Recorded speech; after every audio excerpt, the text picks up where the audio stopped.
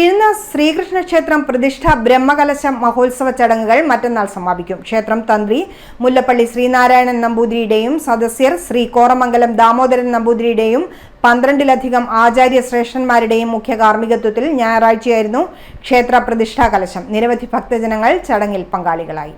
അഷ്ടമംഗല്യ പ്രശ്നത്തിൽ കണ്ടെത്തിയ ഭൂമിയിൽ പണ്ട് ശിവക്ഷേത്രത്തിന് തെക്ക് ഭാഗത്ത് ശ്രീകൃഷ്ണ ക്ഷേത്രം നിലകൊണ്ടിരുന്നുവെന്ന് കണ്ടെത്തിയിരുന്നു. ബാലഭാവത്തിലുള്ള ക്ഷേത്രം നശിക്കാനിടയായതായും കണ്ടെത്തി. ഇതിന്റെ അടിസ്ഥാനത്തിലായിരുന്നു പ്രദേശവാസികളിൽ ക്ഷേത്രം നിർമ്മിക്കണമെന്ന ആഗ്രഹമുണ്ടായത്. ഇതിന്റെ അടിസ്ഥാനത്തിലാണ് പി ഭരതൻ നായരും കുടുംബവും ക്ഷേത്ര കോവിൽ സ്വയം നിർമ്മിച്ചു നൽകാൻ മുന്നിട്ടു വന്നത്. 3 വർഷം കൊണ്ട് പണി പൂർത്തീകരിക്കാനുമായി. വൃത്താകൃതിയിലുള്ള കൃഷ്ണക്ഷേത്രമാണ് പണി കഴിപ്പിച്ചത്.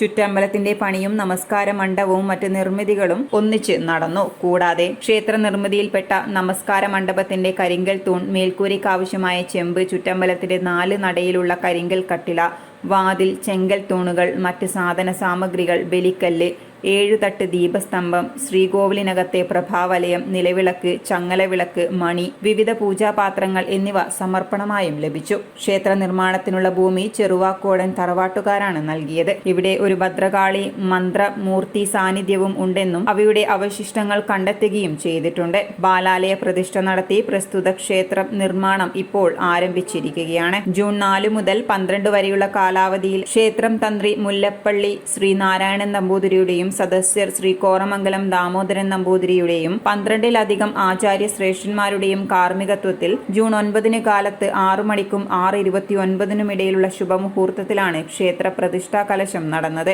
ജൂൺ 4 മഹാഗണപതി ഹോമം, അങ്കുര പൂജകൾ, ഭഗവതി സേവ, ചോരശാന്തി ഹോമം, നശാന്തി ഹോമം, ഭാഗ്യസൂക്ത ഹോമം, ഉച്ചയ്ക്ക് പ്രസാദ സദ്യ, വൈകുന്നേരം അങ്കൂര പൂജകൾ, അക്ഷത ഹോമം, ഭഗവതി സേവ എന്നിവയും നടന്നിരുന്നു.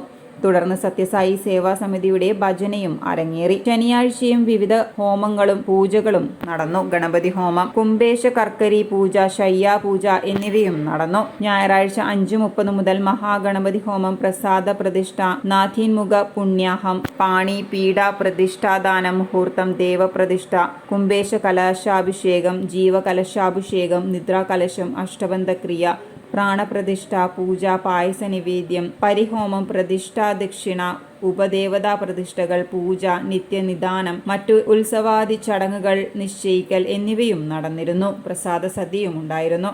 തുടർന്ന് അമൃതാനന്ദമയി മഠം സ്വാമി അമൃതകൃപാനന്ദപുരിയുടെ ആധ്യാത്മിക പ്രഭാഷണവും നടന്നു. ശേഷം അമൃതാനന്ദമയി മഠം അവതരിപ്പിച്ച ഭജനയും നടന്നു.